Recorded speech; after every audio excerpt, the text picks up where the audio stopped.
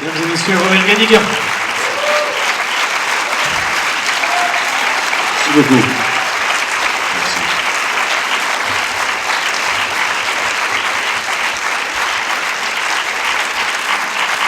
Merci.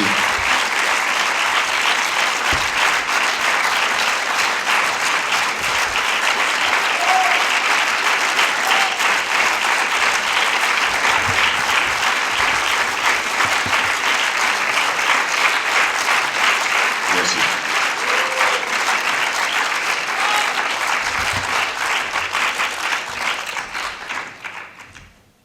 Et voilà. Je m'assois alors. Je vais poser quelques questions peut-être pour commencer, mais après évidemment les micros circuleront dans la salle et c'est aussi à vous d'apporter votre voix, vos commentaires ou vos questions à Robert Guédiguian. Mais peut-être une question toute naturelle par rapport au film, parce que c'est un film quand même que tu portes depuis un moment. Tu avais fait un premier film qui touchait à ton histoire arménienne, qui était un voyage en Arménie, et ça, on peut dire d'une certaine façon, c'est le deuxième, c'est quelque chose un projet auquel tu penses depuis longtemps, mais qui n'est pas facile à faire. Alors au fond, comment il s'est construit jusqu'à ce que tu arrives à trouver les différents fils narratifs que tu as mis ensemble pour raconter cette histoire de fou?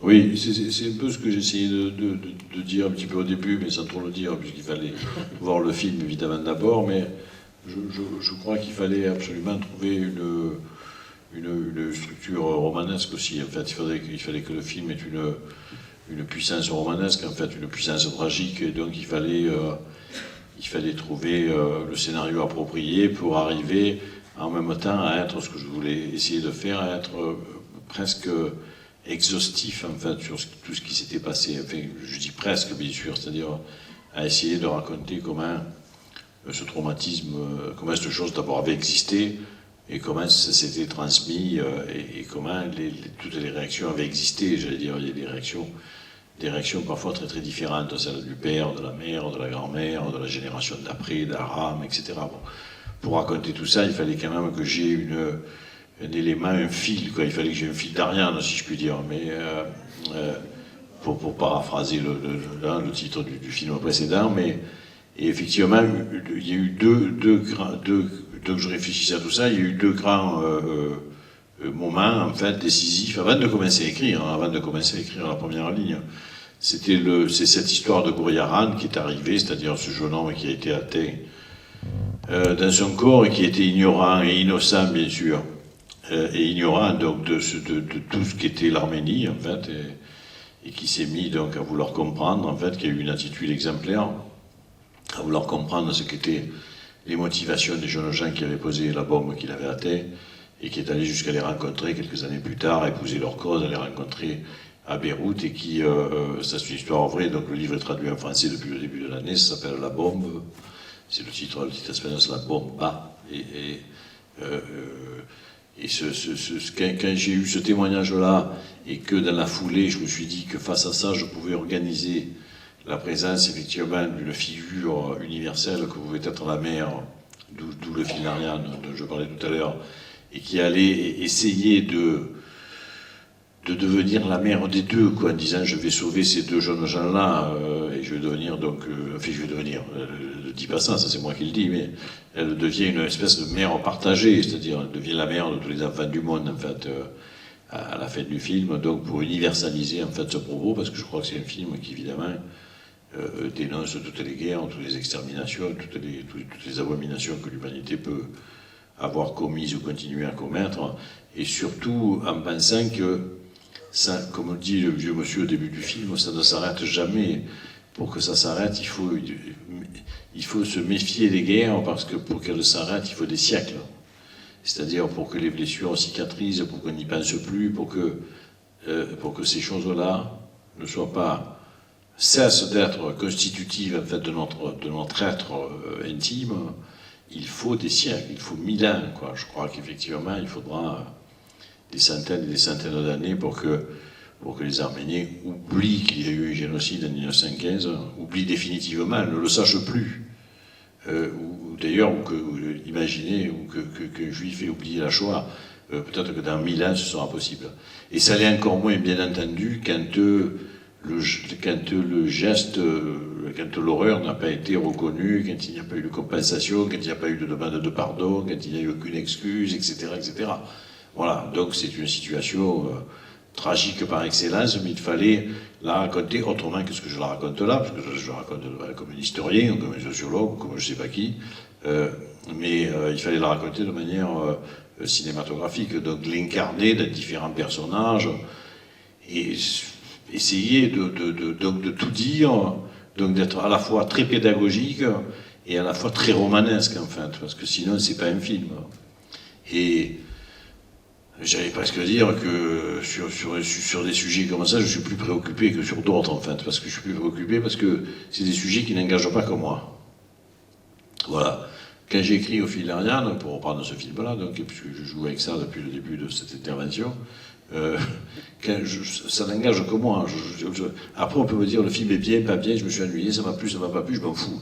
Voilà, j'ai fait un film, j'ai fait ce que j'ai pu, j'ai raconté des choses, ça m'a amusé, peut-être ça a amusé les gens, peut-être pas, voilà. Mais ça n'engage que moi. Là, ça n'engage pas que moi. Ça engage les gens qui ont vécu ça, ça engage leurs descendants, ça engage effectivement les gens qui ont vécu aussi d'ailleurs d'autres guerres, d'autres traumatismes de ce type-là. J'étais en Espagne la semaine dernière pour présenter le film avec Guriaran, avec l'auteur du livre, et effectivement, tous les gens effectivement étaient très très sensibles à cette histoire-là, à travers des problématiques qui chez eux rejoignaient la réconciliation avec l'ETA, avec la période basque, avec la revendication basque, etc., avec le franquisme. Bon voilà. Donc je crois que beaucoup d'autres pays, beaucoup d'autres peuples, beaucoup d'autres personnes peuvent se reconnaître dans les problématiques posées dans le film qui, enfin comme tout film, devrait effectivement, à partir d'un cas particulier, tendre à quelque chose de plus général, de plus universel en fait. Et je vais arrêter parce que sinon on va finir la soirée, je vais parler une heure, non, mais après ça va bien, on va aller se coucher. Mais tu es passionné. je voudrais que vous en parliez un peu vous. Mais peut-être pour aller peut-être un petit peu revenir encore même plus en arrière, c'est au fond, toi, cinéaste de l'Estac, cinéaste de Marseille, cinéaste politique aussi, au fond, il t'a fallu énormément de temps pour arriver à raconter justement cette histoire qui engage une responsabilité autre que simplement la tienne de cinéaste. Il a fallu que tu aies une forme de, je sais pas, de maturité de cinéaste ou de compréhension de comment raconter ça. Oui, je crois que je crois en tout cas qu'il y a des sujets qui vont mieux aborder un petit peu plus tard, en étant un petit peu plus. Enfin, c'est pas plus sûr parce qu'on est sûr de rien. En ayant un petit peu d'expérience, quoi, un petit peu de savoir-faire. Je ne sais pas comment le dire parce que je me méfie beaucoup du savoir-faire. C'est pas mal l'ingénuité aussi et l'innocence au cinéma. Donc, mais quand même, un peu de savoir-faire, oui, d'avoir fait quelques films, avoir un peu roulé sa bosse en fait.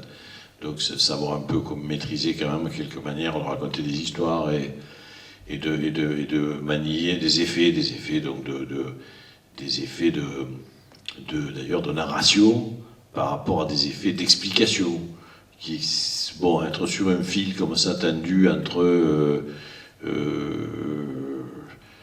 il faut que le film soit fluide, il faut que ça fonctionne, il faut être ému et en même temps il faut dire ça, quoi, voilà. Je donne un exemple précis, c'est vrai que quand l'épicier, d'ailleurs, je veux dire, donc quand Simon Abkarian explique la différence entre le traité de Sèvres et le traité de Lausanne, puisqu'on est à Lausanne, c'est très improbable dans le scénario, une séquence de ce type-là. Mais moi, j'estime que je ne peux pas me faire l'économie. Donc voilà, j'allais dire, comment rendre une chose comme ça émouvante, quoi, je veux dire, comment rendre une explication géopolitique, c'est une cour d'histoire à ce moment-là, hein, voilà. Donc comment filmer une cour d'histoire, c'est le type de question que je pourrais résumer comme ça la question, quoi. Et ça, pour faire ça, je pense qu'il faut avoir un petit peu plus de doigté que quand j'avais 20 ans et que je faisais mon premier film, en fait. Tu dédicaces le film à la fin, et je pense que tout le monde l'a vu et a pu en être peut-être étonné, à nos camarades turcs. Oui. Tu peux en dire quelques mots, peut-être aussi parce que, enfin, on en a parlé avant, mais Oui, si tu peux peut-être en dire quelques mots. Ça me semblait indispensable, c'est-à-dire que bien entendu, que toute discussion en fait, sur ce génocide considère évidemment et se préoccupe de la Turquie en tant qu'État, c'est-à-dire comme une entité quasi abstraite. La société civile turque est très partagée, très contradictoire, et bien sûr qu'il y a en Turquie des gens qui se battent pour que ce pays-là soit plus juste, plus démocratique, plus libre, en fait, voilà. Et ces gens-là, donc, sont mes camarades, bien entendu. Ils sont, voilà, et je déplore ce qui s'est passé d'ailleurs aux dernières élections, et ce qui se passe en Turquie en ce moment, qui va plutôt dans le mauvais sens, en fait. Alors que j'étais ravi il y a un an quand le petit parti d'origine kurde, mais qui regroupe un peu les démocrates en ce moment de tout horizon, je veux dire, en Turquie, avait fait 13% des voix. Là, ils ont perdu des voix, ils sont à 10. Mais enfin bon, donc c'est à tous ceux-là, quoi, évidemment, à tous ces gens-là. Et je crois qu'il y a deux manières aujourd'hui, effectivement, de faire en sorte que le génocide soit reconnu et qu'il y ait d'ailleurs des formes de compensation. Je veux dire, à discuter, il ne s'agit pas de réparation territoriale au sens strict du terme, mais je crois qu'il y a évidemment l'encerclement diplomatique en fait, de la Turquie, ce que font les Arméniens du monde entier, c'est-à-dire la pression qu'ils exercent sur toutes leurs assemblées où qu'ils vivent pour que le plus petit village, la plus petite assemblée régionale, ou d'ailleurs l'ONU ou le Conseil de l'Europe, donc les assemblées là internationales, reconnaissent le génocide. Ça c'est un des combats, un combat d'encerclement diplomatique de la Turquie, on pourrait dire, mais l'autre combat il doit se mener avec les Turcs, c'est clair. Avec tous les Turcs de bonne volonté, il y en a beaucoup, donc à tous mes camarades turcs, et qui se battent pour les mêmes raisons que moi, et pour les mêmes motivations, et voilà. Des micros circulent dans la salle, donc si vous avez des questions, là-haut, monsieur, oui. Et puis madame. Ben, alors madame, vous êtes juste à côté, puis après monsieur, puis après on passera de l'autre côté. Mais parlez dans le micro, je rappelle à tout le monde, parce que sinon la salle étant grande, on ne vous entendra pas. Madame ? C'est moi ? Oui, c'est à vous. Merci. Je veux me présenter. Je suis argentine, d'origine arménienne. Je m'appelle Alicia Terzian, je suis compositrice et musicologue, chef d'orchestre. Et j'ai 81 ans. Et je suis ici, je suis née en Argentine, par hasard parce que j'ai eu 4 anges dans ma vie. Ma mère, ma grand-mère, mon papa et ma tante sont les seuls qui ont resté. Et grâce à eux, je puis naître et sentir l'Arménie. Je suis d'une famille arménienne forte, mais très intellectuelle, les deux côtés. Et je voulais vous remercier parce que pour la première fois, vous m'avez révolu tout.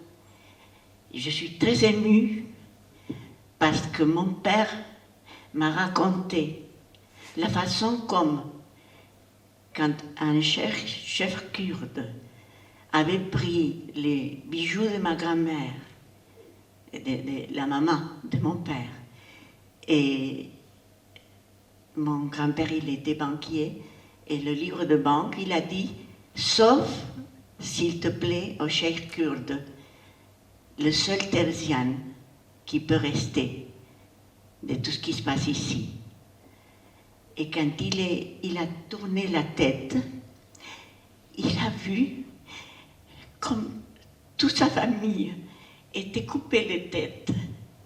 Il les a vus mourir. Et vous avez raconté cette histoire parce que d'une certaine façon, je me suis engagée intérieurement. Je sens comme vous. Seulement dans le 50e anniversaire, j'ai écrit une œuvre d'orchestre qui a gagné le premier prix de composition d'orchestre dans mon pays. Et je l'ai offert à tout le monde qui meurt pour la liberté. Dans les années 70, où c'est à peu près là, je me souviens de cet attentat à cette jeune, j'étais invitée comme Argentine pour donner une conférence sur l'Arménie à l'UNESCO, dans la grande salle. notre, disons, la personne qui représentait l'Argentine. À l'UNESCO, c'était un grand philosophe Massou, et je lui avais demandé de me laisser guérir un peu toutes les douleurs que j'avais reçues de mes parents qui vivaient encore, et raconter à l'UNESCO pourquoi l'Arménie, où mes parents vivaient, où était pleine, l'année où il y avait 1000 églises, raconter aux Français pourquoi personne ne faisait rien pour que ces églises arméniennes, qui étaient un bijou de l'architecture, étaient transformées en stable, pour faire oublier au monde que l'Arménie avait été disparue par un génocide. C'est pour ça que je voulais vous remercier, parce que je me sens, dans un certain sens, que quelqu'un m'a dit « Excuse-moi, Alicia, que tu n'as pas eu jusqu'à maintenant quelqu'un, un Turc qui te demande pardon. » J'avais besoin, parce que si je ne meurs pas maintenant, et je ne veux pas mourir, c'est parce que j'attends qu'un jour, un Turc demande pardon aux Arméniennes, et je puisse dire à mes parents morts et à ma grand-mère, vous pouvez mourir en paix. Merci beaucoup.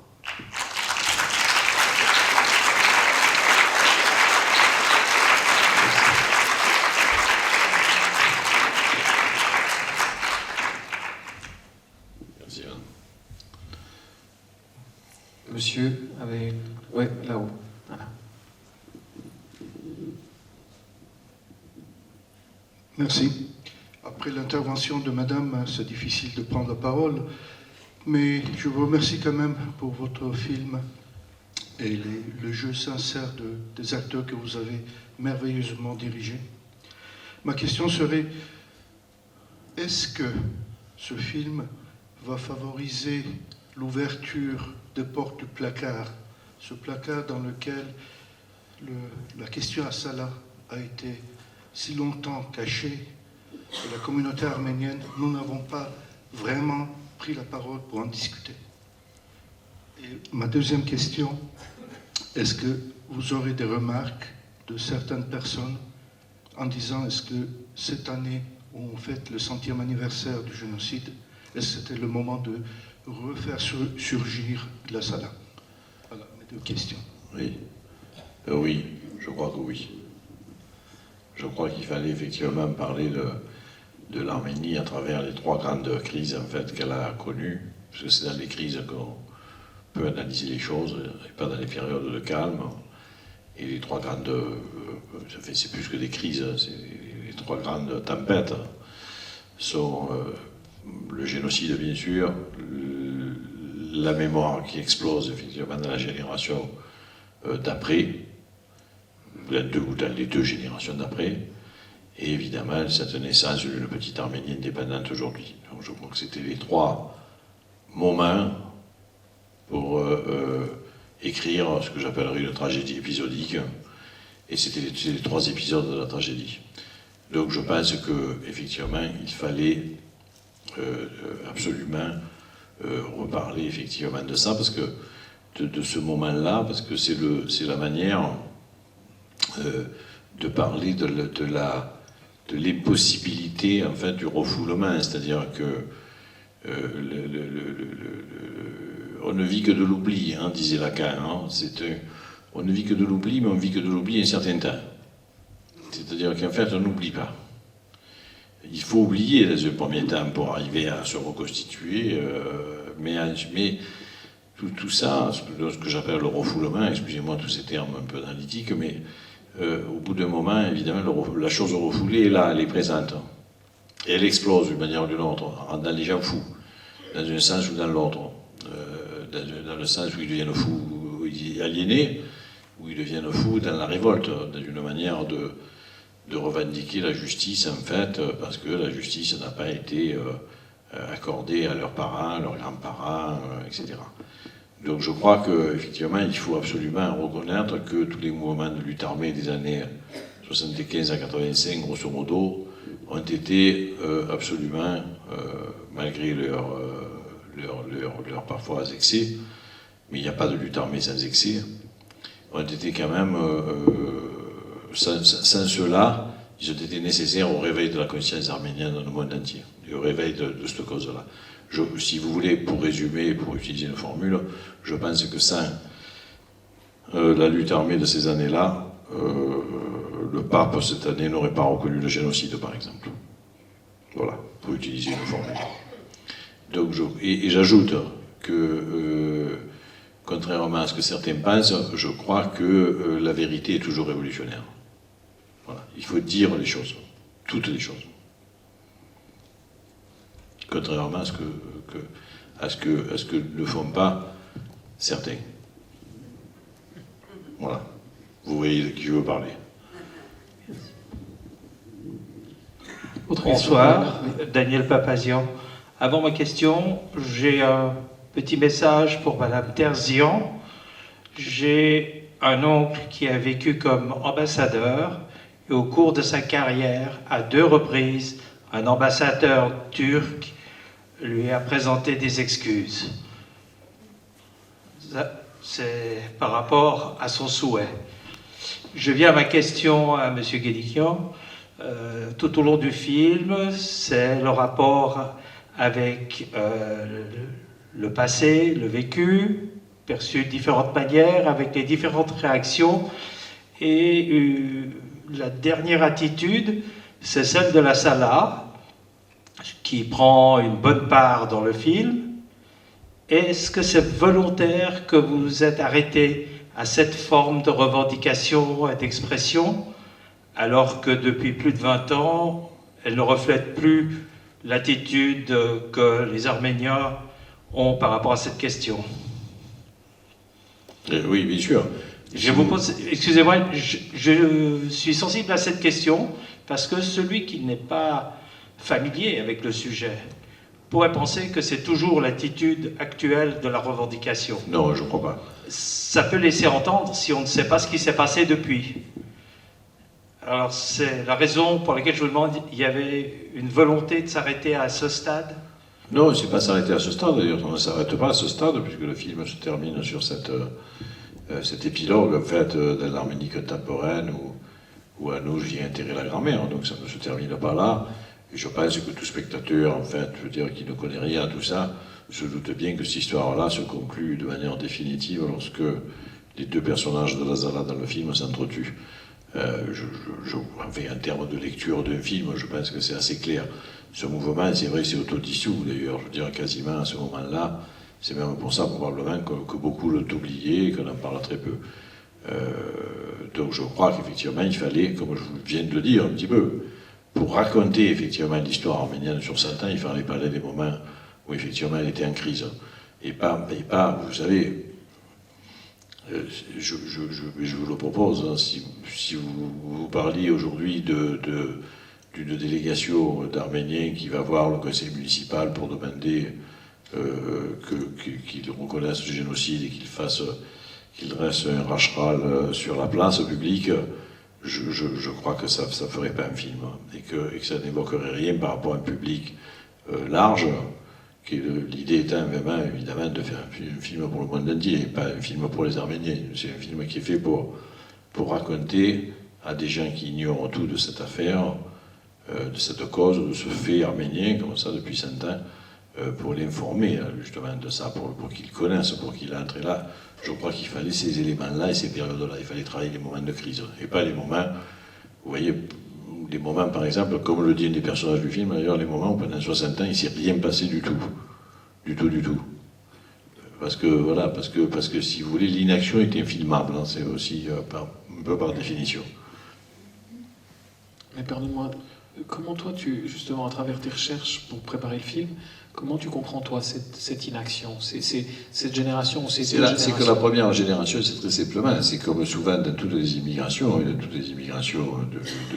réfugiés, surtout liés à la guerre ou à des guerres, mais c'est vrai aussi même dans les immigrations économiques.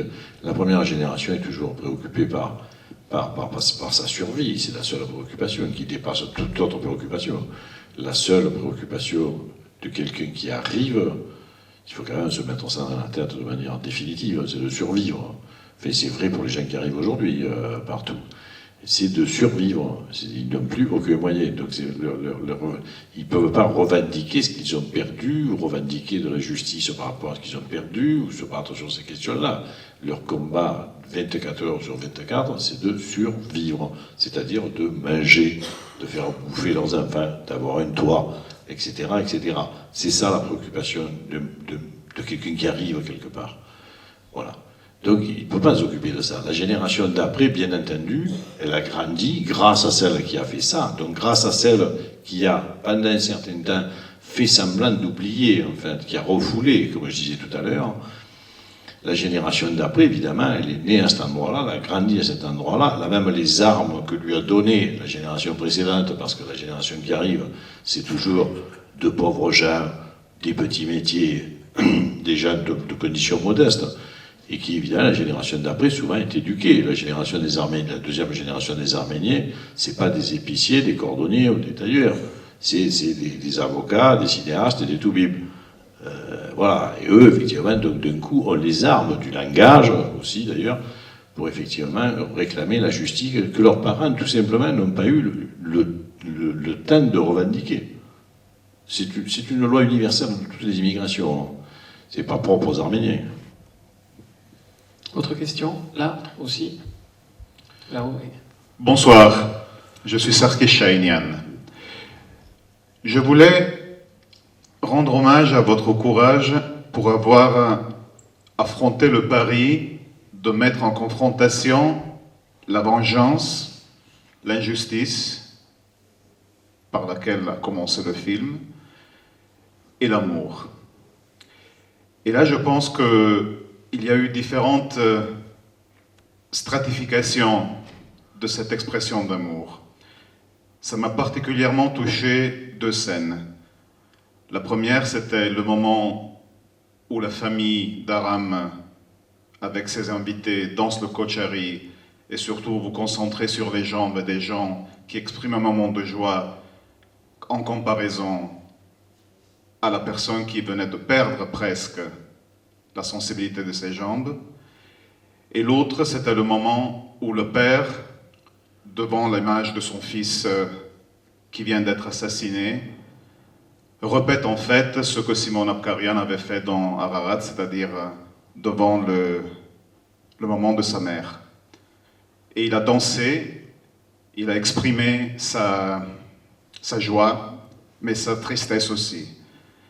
Vous pensez que vous avez réussi ce pari de mettre en évidence, car moi je suis arménien, moi j'ai mon histoire de lutte, mais pas tout le monde, c'est pas le cas de tout le monde. Vous pensez que ce pari est passé aussi aux autres, au reste du public? C'est difficile comme question, parce que je vais apparaître très présomptueux, mais je crois que le film est une réussite totale en fait.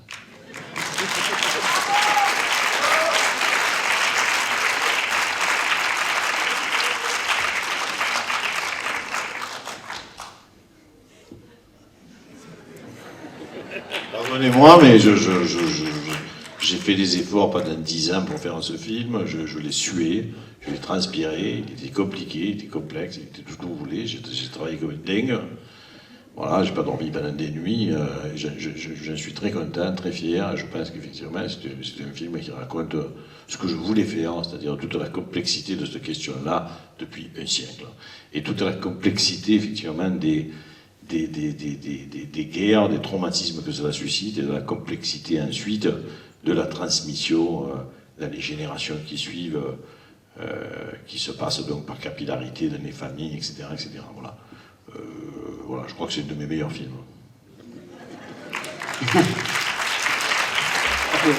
Alors, oui, c'est vrai que c'est difficile de répondre, que ce soit le réalisateur qui réponde, mais pour vous répondre, monsieur, moi, je ne connaissais pas trop la cause arménienne.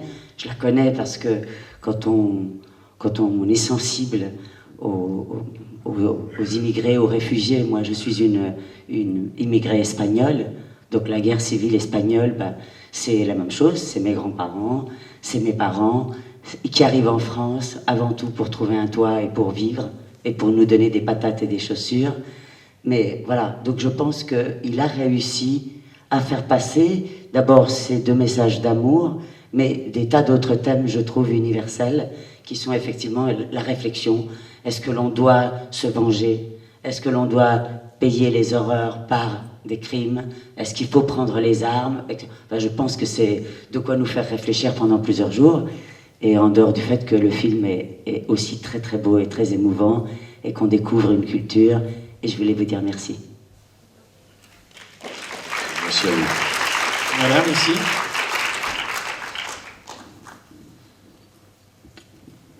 Katia Robin-Papazian, j'aimerais d'abord vous remercier pour ce film que j'ai trouvé tout à fait remarquable.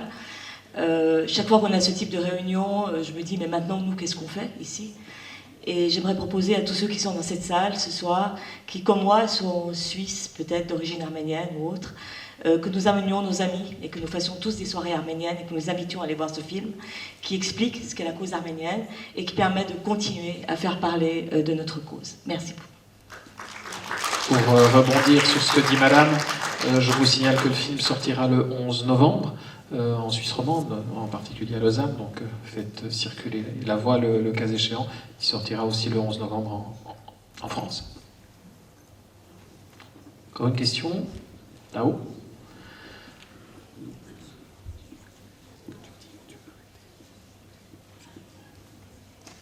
Ah. Bonsoir, Agnès Poladian. Merci beaucoup pour ce film. Je pense qu'il y aura encore beaucoup de compliments d'éloges à faire. J'ai juste compris que donc, ça fait une dizaine d'années environ que vous préparez ce film qui sort bientôt. Et je ne sais pas si ça doit être une coïncidence ou pas, mais j'ai cru comprendre qu'à la fin du film, il y a toujours cet espoir finalement qu'entretiennent beaucoup d'Arméniens et de personnes d'origine arménienne que le génocide soit reconnu. Mais il y a eu donc quelques jours la décision aussi Périnsec qui est tombée à la Cour de justice de l'Union européenne et qui concerne également la Suisse où nous sommes aujourd'hui. Et je voulais savoir ce que vous pensiez de cette coïncidence. C'est effectivement, c'est un peu les arguties, quoi. C'est un peu c'est les endroits où je me méfie du droit. Mais le débat était très juridique, très maniaque de ce point de vue, et je préfère effectivement la manière de le jury allemand, en fait, donne une décision de morale, effectivement, qui effectivement n'est pas une décision de droit, mais une décision de morale, en fait. Donc, j'ai lu les rapports, tout ça me... Il faut continuer à se battre sur ces questions-là, mais effectivement, il y aura toujours des arguties juridiques, hein, je dirais, elles sont nécessaires. On vit dans un monde où, en fait, c'est mieux qu'il y ait du droit, mais il faut savoir aussi que certaines choses se font au-delà du droit. Et se disent, on le sait depuis Antigone, on le sait depuis Sophocle, on le sait depuis les tragédies grecques. Il y a des choses qui sont au-dessus des lois. La morale, une certaine morale, par exemple, voilà. Donc je suis contre, effectivement, la non-condamnation de Périnsek. Je la comprends juridiquement, mais je suis évidemment contre sa non-condamnation. Mais c'est des combats qu'il faut continuer à mener sans arrêt, toujours, sur cette affaire-là, comme sur d'autres, et sur d'autres cas, et sur d'autres pays, et sur d'autres causes. Une dernière question? Remarque ici, monsieur devant. Mathieu, voilà, le micro de l'autre côté. Oui, bonsoir. Je suis un petit peu embêté de vous la poser parce que j'étais tellement soufflé par votre film et tellement touché, étant aussi de culture suisse et d'origine arménienne.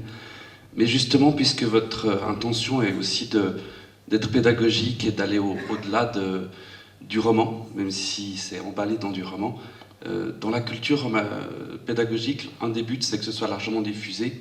Et je voudrais savoir si vous avez anticipé et prévu de libérer ce film, de le mettre sous une licence libre, comme on le trouve sur Wikipédia, justement dans le but qu'il soit largement diffusé dans les écoles, dans des buts pédagogiques, et pas uniquement dans un but de diffusion par les réseaux commerciaux. Désolé de la question, parce que vous ne méritez pas qu'on vous embête ce soir, mais voilà. Non, mais si vous voulez, c'est vrai que dans un premier temps, le plus fort support de diffusion, ça va être quand même effectivement le cinéma, puis la télévision, puis les jeux. C'est-à-dire que, vous savez, un film, c'est d'abord, mais le film est à moi. C'est moi qui l'ai produit. Mais c'est vrai qu'il est d'abord financé aussi par des coproducteurs qui donc vont diffuser le film. Et c'est de grandes chances, c'est-à-dire que le film soit d'abord dans des salles de cinéma, des grandes salles, des petites salles, des salles moyennes, des villages, enfin, dans des villes de toute taille, dans le monde entier. Pour l'instant, on l'a vendu dans une vingtaine de pays. Donc tout ça, c'est très bien. Après, ça passera dans des télévisions aussi de tous ces pays-là. Pour parler de la France, ça passera sur Canal+, qui est coproducteur du film et qui a donc acheté un passage. C'est comme ça que nous avons fait le film. Et c'est bien que ça soit sur Canal+, parce que beaucoup de gens le verront là aussi qui ne l'auront pas vu au cinéma, ou le reverront. Après, ça passera sur France 3, parce que c'est France 3 qui a coproduit le film, etc., etc. Quand les diffusions seront épuisées, c'est vrai que les choses sont, j'allais dire, sont toujours ma propriété, et les choses ont été diffusées. Dans ces cas-là, c'est vrai que chaque fois, ça m'arrive sur beaucoup d'autres films, ça m'arrive tous les jours.